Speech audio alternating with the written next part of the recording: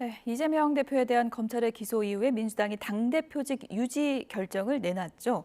비명계에서는 셀프 구제다 이런 비판도 나오고 있는 상황인데요. 민주당 상황 좀 들어보겠습니다. 최재성 전 청와대 정무수석 나와 계십니다.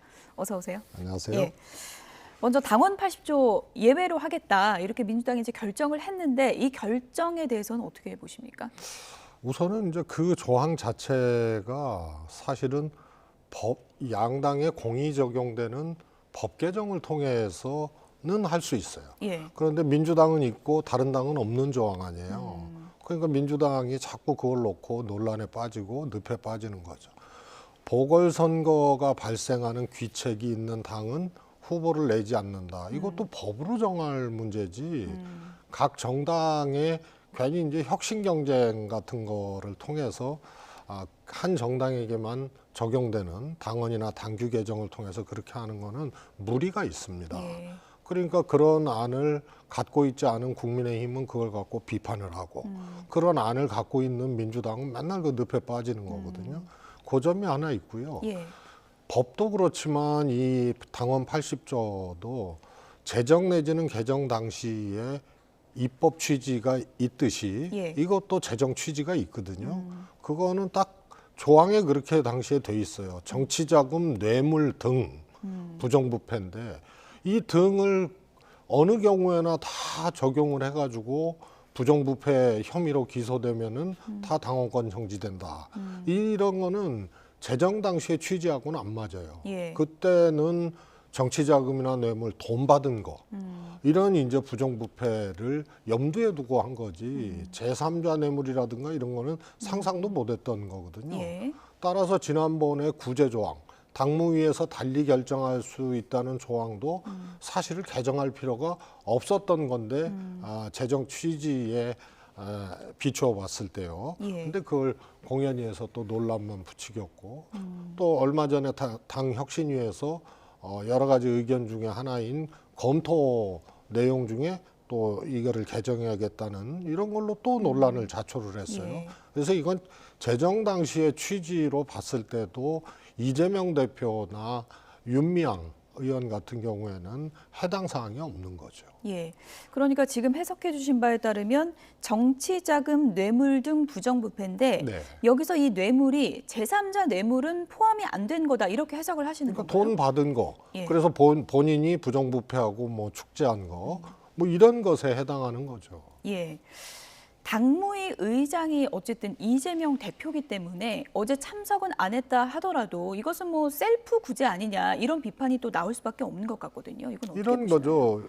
당대표가 당연히 당무위 의장인데 만약에 당무위 의장이 다른 분이라 당대표가 아니라 하더라도 민주당은 이런 경우에 결정을 어떻게 해야 되느냐.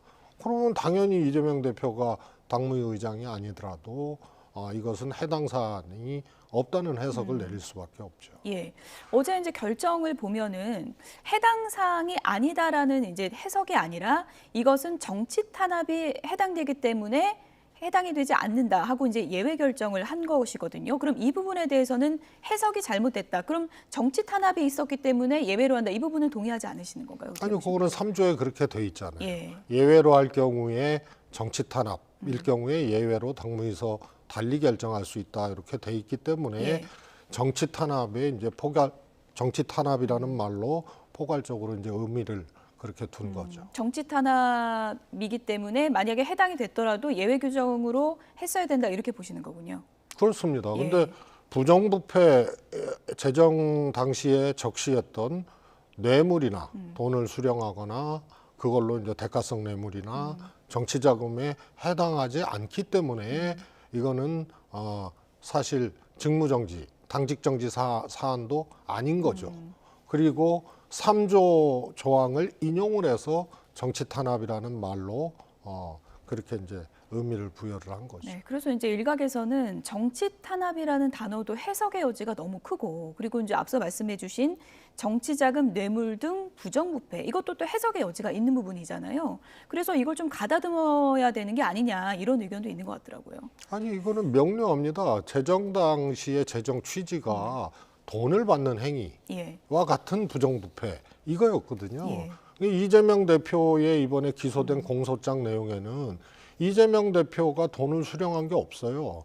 그러니까 대장동 428억에 대한 실소유가 누구냐, 예. 이 문제도 공소장에 빠졌고, 그다음에 경선자금 8억을 요구했다. 이것도 공소장에 없어요. 그러니까 돈과 관련된, 부정한 돈과 관련된 혐의가 어디에도 적시를 못했기 때문에 배임, 성남시에 손해를 끼쳤다는 배임을 이제 번지수를 이동해 갖고 검찰이 뇌물이나 정치자금에서 배임으로 이동해서 그거 다투는 정도로 공소장에 돼 있고, 예. 그다음에 완전히 주종목이 바뀌어서 대장동에서 성남FC가 주종목이 됐죠. 그걸 제3자 뇌물로 또 혐의를 두고 기소를 한 거기 때문에 정치자금 뇌물, 부정한 돈을 받은 부패에 어디에도 검찰 공소장 내용대로라도 해당 사안이 없는 거죠. 네. 수석님, 그러면 정치자금법 위반 혐의로 이제 기소된 기동민, 이수진 의원 같은 경우에도 어제 똑같이 예외 적용을 했거든요. 이거는 어떻게 보세요?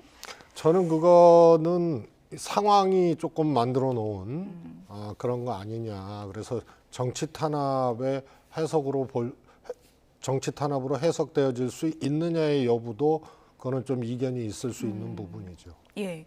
이제 그래서 이 당원 80조 놓고 앞으로도 또 그러면 어떤 의원은 정치 탄압이라고 해석을 해주고 또 어떤 의원은 해석을 안 해주고 이런 또 분란이 있을 수 있는 거 아니겠습니까? 그거는 정당의 몫이에요. 뭐냐면 모든 법률도 그렇지만 당원 당규 여러 조항. 그래서 당무위에 당원 당규의 해석권을 주거든요. 이거는 최고위도 아니고 중앙위도 아니고 당무위에서 당원 당규의 충돌 사안이나 해석을 달리하는 문제, 이런 것은 당무위에서 결론을 내리게. 그래서 당원 당규 해석권이 당무위에 있는 거예요. 예. 그래서 당무위에서 이런 것들을 판단해 나가는 것이 정당의 이제 몫이죠. 예. 그래서 이제 이재명 대표 대표직 유지를 놓고 이제 기소가 되다 보니까 뭐 당내에서도 여러 가지 목소리가 나오고 있는 시점인 것 같고요. 김남국 의원 같은 경우에는 이렇게 해서 재판에 넘겨져서 유죄가 나와도 무죄 추정 원칙이라는 게 있기 때문에 대표직은 유지하는 게 맞다, 이렇게 주장을 했더라고요. 유죄가 나올 경우에는 또 경우가 달라지는 거죠. 그리고 이것이 정치 탄압이라 하더라도 법에서 유죄 판결이 나왔다 그러면은 실질적으로 이재명 대표 스스로가 당무를 더 대표해서 수행할 수 있는 상황이 아니라고 판단할 수밖에 없는 거예요.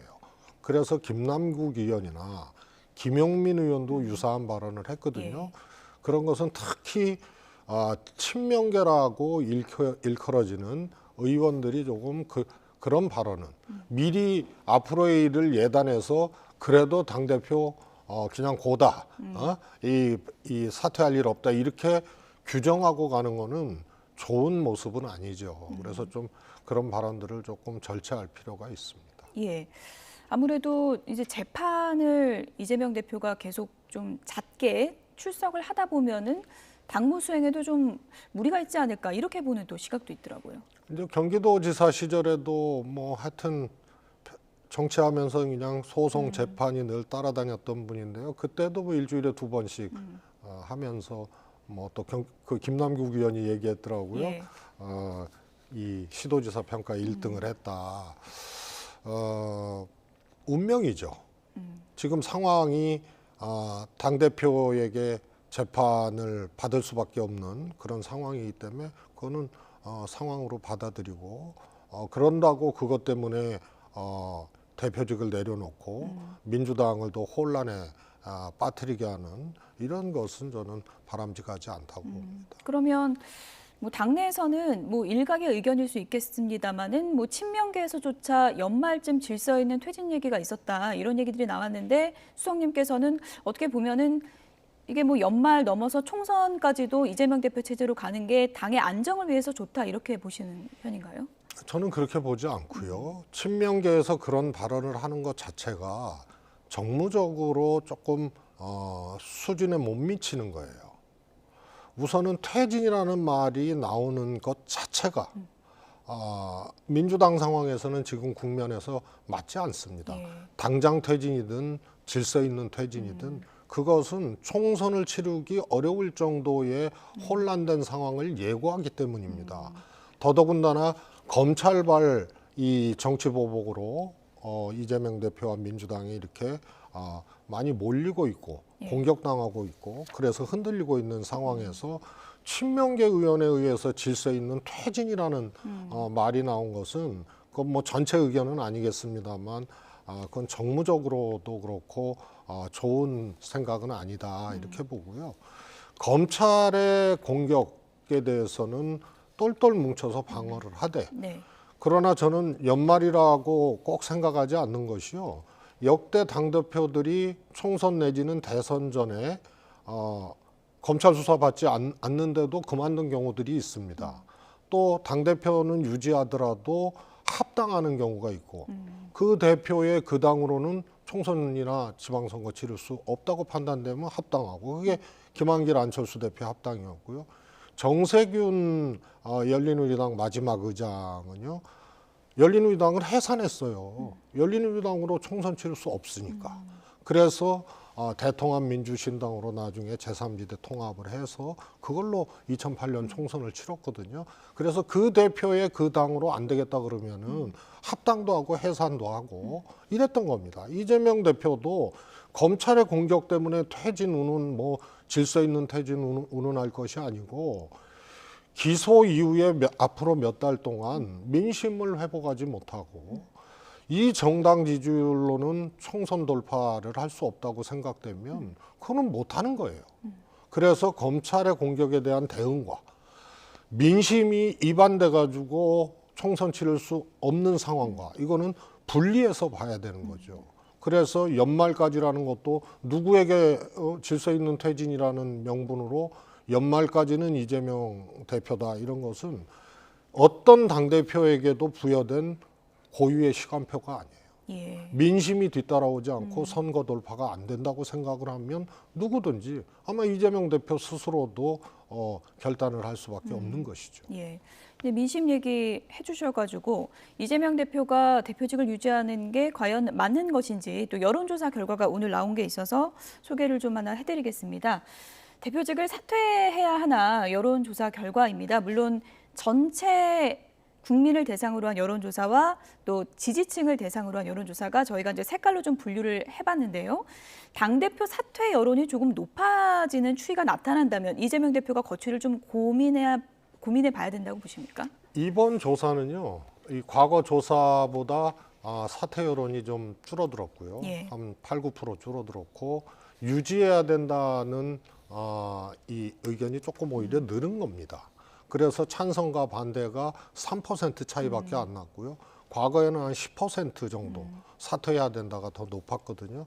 그래서 저거는 검찰의 과도한 수사, 정치보복 이런 것들에 국민들이 동의하고 있는 이 폭들이 좀 넓어지고 있다는 반증이라고 봅니다. 이번 조사는. 예. 그래서 이번 조사 하나만 놓고 보면은 2.5% 정도 사퇴해야 된다가 많지만 직전 조사, 과거 조사하고 보면은 많이 이게 줄어들었기 때문에 굉장히 검찰을 앞세운 정치 보복이라는 것에 대한 국민적 동의가 좀 커지고 있는 그런 조사로 저는 해석을 하고 있습니다. 네. 아무래도 이제 대표의 사법 리스크로 민주당의 이제 고심의 순간들이 이제 계속 이어질 수밖에 없는 상황이고요. 구속영장을 검찰이 지금 추가로 청구할 가능성이 높다. 이런 전망이 많기 때문에 그럴 경우에는 민주당이 표결에서 지난번과 같은 선택을 할 것인지 어떻게 될 것인지 많은 분들이 좀 궁금해하거든요. 검찰이 그야말로 먼지 털다가 결국은 뭐 공기털이, 산소털이까지 나선 격이거든요. 1년 6개월 동안 대한민국을 이렇게 흔들흔들하게 만들고 이랬는데요. 아직도 구속영장 청구를 못하고 또 분리해서 청구하고 저는 이제 이 토막 내서 청구하는 일종의 살라미 구속영장 청구라고 얘기를 했는데요. 예. 우선은 수사기간이 짧았으면 몰라도 매우 길었는데 지금까지 뭐 하고 있다가 이것을 분리해서 구속영장을 칩니까? 그래서 체포동의안 청구가 또 온다면 그거 자체가 정치적인 동의안 청구이기 때문에 당연히 그거는 부결시켜야 된다고 봅니다. 이탈표가 지난번보다 좀 더 늘어날 가능성이 있다고 보는 분들도 있던데요. 저는 그렇지 않을 수도 있다고 보고요. 지난번에는 민주당 지도부가 잘못된 그런 판단과 예. 정치적인 발언들을 했어요. 압도적으로 부결될 것이다. 음. 그런데 그렇지 않았잖아요. 그래서 압도적으로 부결되지 않을 수 있는 여지들이 있었거든요. 그런데 그것을 자의적으로 해석하고 공개적으로 압도적 부결이다라고 얘기한 거는 오히려 민주당 내에 이 비명계 의견이나 또 부결하면 안 된다라는 생각을 갖고 있었던 분들에게 심리적으로 가결표를 던지거나 이탈할 수 있는 걸로 촉매제로 작동을 한 측면이 있어요. 그래서 앞으로도 지도부나 이재명 대표의 당내 대응이나 관리 이런 것들이 조금 더 면밀하게 될 필요가 있죠. 수석님, 그럼 국민의힘 하영재 의원도 지금 정치자금법 위반 혐의로 체포동의안이 이제 국회로 넘어왔거든요. 이거 표결할 때 민주당 의원들 속내가 좀 복잡할 수도 있을 것 같은데요. 우선요, 예. 여러 가지 사건들이 있죠. 그동안 체포동의안이 국회로 넘어온 사례들도 굉장히 많거든요. 예. 그래서 검찰의 수사가 엉터리거나 이러면은 그 체포동의안 내용을 보고 의원들이 판단을 하는 거예요. 그래서 과거에 정당을 떠나서 부결된 사례들을 보면 이게 너무 엉터리다, 검찰이. 그러면은 이제 부결이 됐고요. 하의원 같은 경우에는 그 내용을 이제 의원들이 받아보고 판단을 하겠죠. 이재명 대표의 경우처럼 증거도 없고 검찰이 주장만 하고 공소장에도 아예 주장했던 것을 빼놓고 그리고 다른 종목을 갖다 붙이고 그것도 다툼의 여지가 있는 배임이나 이런 거 갖다 붙이고 이런 경우하고 만약에 하의원 같은 경우에 정치자금 수수, 공천대가 정치자금 수수 아니에요? 그것이 명백한 증거나 이런 것들이 함께 돼서 온다면 그거는 조금 다른 경우가 되겠죠. 의원분들이 그 내용을 꼼꼼히 다 읽으시나요? 다 보죠. 예.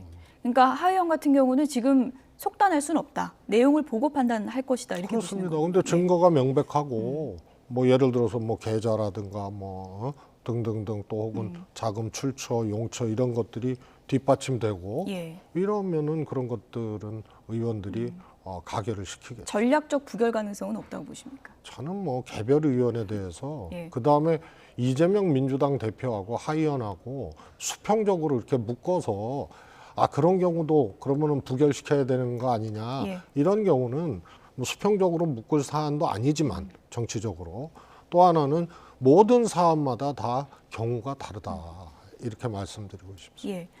얼마 전에 문재인 전 대통령 발언을 또 언론 통해서 전해주셨는데 이재명 대표 외에 사실 마땅한 대안이 없다 이렇게 얘기를 했다고 이제 전해주셨는데 정확한 워딩이 어떤 내용이었습니까? 이제 박지원 전 원장은 그렇게 말씀을 예. 했다고 전언을 했고요. 저는 뭐 작년 얘기인데요. 작년 말 얘기인데 뭐 같은 취지의 얘기를 하셨어요. 근데 저한테는 이제 방법이 없지 않느냐 이런 말씀을 하신 거고요. 그래서 저는 얘기 안 이재명 하다가 대표 외에 이렇게는 언급을 그렇습니다. 구체적으로 안 예. 하신 건가요? 하신 이재명 건가요? 대표 얘기를 네. 하신 예. 거죠. 그래서 저는 얘기를 안 하고 있다가 이제 박지원 전 원장이 그런 말씀을 하시니까 또 언론에서 이제 질문들을 하고 그래서 저도 같은 취지의 얘기를 들었다라고 얘기를 했고요. 그건 사실입니다. 예. 그 다음에 이것에 대해서 공방을 벌일 필요가 없는 것이 이재명 대표가 당선되고 최고위원들과 함께 문재인 대통령 양산 사저를 가서 배웠잖아요. 그때도 같은 얘기를 하셨어요. 이재명 대표 중심으로 뭉쳐서 이렇게 얘기를 하셨거든요. 그렇기 때문에 박지원 전 원장님의 말이 사실이냐 아니냐 이렇게 공방할 필요가 없는 것들이 그때 지도부가 이재명 대표와 지도부가 찾아뵀을 때도 같은 취지의 말씀을 하셨죠. 예. 예. 물 좀 예, 드시고 말씀하시죠. 문재인 전 대통령을 이제 가끔 우리가 찾아뵈면 뭐 정치 현안에 대해서 이런저런 이제 얘기도 하시고 할 텐데 지금 전해주신 내용을 들어보면은 지금 뭐 사법 리스크도 있고 당도 혼란도 있지만 이재명 대표 체제로 뭉쳐서 가면 민주당이 뭐 총선 승리도 할 수 있고 그렇게 가는 것이 옳다 이렇게 이제 본다고 볼 수 있는 건가요, 문재인 전 대통령? 그런 취지 예. 말씀을 하신 거죠. 예. 지도부 찾아뵀을 때도 같은 취지의 말씀을 하셨고 이번에 박지원 전 원장은 주어가 이재명 대표예요. 이재명 대표 외에 대안이 없다. 그다음에 박용진 의원이 찾아갔을 때는 주어가 민주당이에요. 민주당이 더 변화하고 결단하고 그다음에 화합하면 혁신하면? 이거거든요. 예. 그래서 하나는 이재명 대표 대안 없다. 그리고 이재명 주어고요. 예. 하나는 민주당이에요. 근데 이것을 민주당이 더 변화하고 결단하고 요거의 결단을 민주당인데 이재명 대표로 바꿔치기 하는 거는 그건 온당치가 않죠. 예. 그건 명료합니다. 그건. 문재인 전 대통령은 직접 종종 뵙습니까? 수석님이? 가끔 예. 뵙습니다. 만나시면은 정치 현안 얘기도 많이 하시나요? 뭐 아무래도 좀 하고요. 특히 안보 관련된 뭐 문재인 정부 인사들을 막 기소했잖아요. 그것에 대해서 굉장히 안타까워하시고 있을 수 없는 일을 이 정부가 하고 있기 때문에 굉장히 속상해하시고 그렇죠. 그리고 뭐 저하고 이렇게 뵐 때는 집 얘기를 많이 합니다. 저도 산속에 예. 집 짓고 살고 있고요. 원래 문재인 대통령도 이렇게 공동주택이 아니잖아요. 예. 그러니까 그렇게 살면은 이제 서로 할 얘기들이 있거든요. 뭐 텃밭 얘기부터 뭐 소소한 일상. 예, 그런 예. 얘기 많이 이번에 말씀하시죠. 문재인 전 대통령이 책방도 낸다 그래서 네, 네. 책방은 어떤 목적 때문에 내는 건가? 또 여러 추측이 있더라고요. 문 대통령께서 말씀도 직접 하셨지만 거의 독서하시는 것이 뭐라 그럴까요? 습관을 떠나서 이렇게 병적인 수준 아, 그렇습니까? 이다라고 스스로도 그렇게 말씀을 하셔요. 그래서 전직 대통령이 뭐 정치 일선에 나서는 것도 뭐 당신도 그건 뭐 바람직하지 않게 생각하고 하니까 이 좋아하는 책 이걸 통해서 책방을 내고 하는 것은 일종의 전직 대통령이자 책을 좋아하는 사람으로서 할 수 있는 이제 그런 행위라고 봐야죠. 잊혀지고 싶다고 했지만 언론에 자주 문재인 전 대통령 얘기가 등장하고 또 전원이 민주당의 이슈와 관련해서 상당히 좀 부각되는 측면이 있거든요. 문재인 전 대통령의 존재감이라고 할까요? 어떤 부분 때문에 계속 이렇게 화제가 된다고 보십니까? 전직 대통령이니까요. 그리고 이 정부가 문재인 정부, 문재인 대통령이라는 글자를 빼면 자신들의 실책이나 정책적으로 잘못된 오류에 대해서 해명을 못 하잖아요.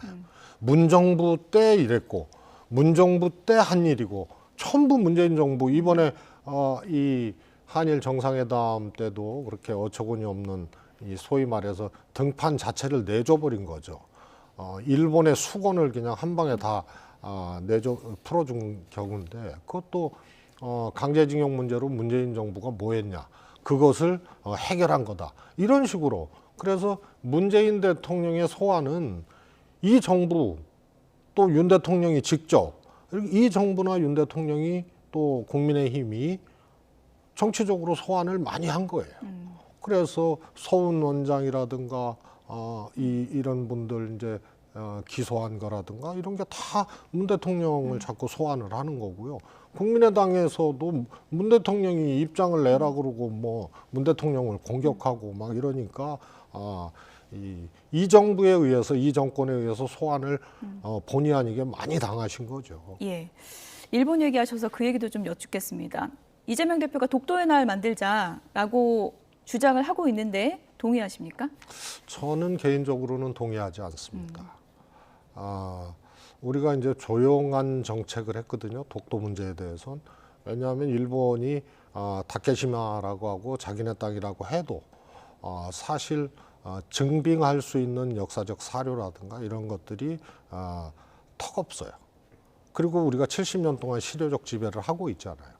그래서 일본은 이것을 분쟁 지역화로 만들어서 국제사법재판소 ICJ로 갖고 가는 게 목적이거든요. 근데 이 ICJ는 양국이 동의했을 때 소송으로 가는 거예요. 그래서 그런 사례들이 있죠. 예. 예를 들어서 태국하고 캄보디아 영토 분쟁이라든가. 그런데 우리가 동의할 필요가 없잖아요. 실효적 지배를 하고 있으니까. 그래서 우리는 조용한 정책을 하는 거고 일본은 자꾸 찌르고 부각시키려고 하는 거고, 그래서 분쟁 지역화하려는 일본의 의도에 말려들지 말아야 된다. 이 기준을 분명히 하면 굳이 독도의 날을 국가기념일로 제정할 필요는 없다. 이렇게 봅니다. 분쟁 지역화하는 것은 옳지 않다고. 일본은 실효적 점유를 안 하고 있잖아요.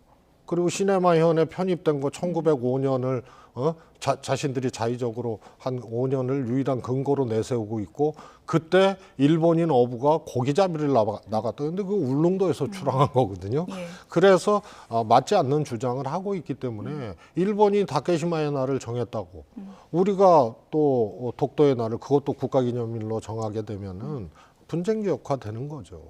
그래서 이명박 대통령하고 비슷한 길을 윤석열 대통령이 갈 수 있어요. 이명박 대통령도 조금 일본과 관계 개선을 해보려고 막 하다가 예. 너무 친일적인 거 아니냐 이런 국내 여론의 비판을 받고 이게 비등해지니까 임기 말에 갑자기 헬기 타고 독도 갔거든요. 대통령이 헬기 타고 독도 가는 순간 그거는 분쟁 지역화 되는 데에 오히려 기여를 하는 거예요. 그래서 윤석열 대통령도 이렇게 막 그야말로 대한민국 역사와 국민을 등지고 일본 편에 완전히 엎어지는 듯한 이런 자세로는 국민들의 어떤 반발 이것에 부딪혀서 결국은 또 나중에 헬기 타고 독도 가는 우를 범할 수도 있죠. 예. 오늘 뭐 한일 관계 관련해서도 여러 가지 여쭙고 싶었는데 시간 관계상 다음에 다시 한번 또 모시고 여쭙겠습니다. 지금까지 최재성 전 청와대 정무수석이었습니다. 고맙습니다. 감사합니다.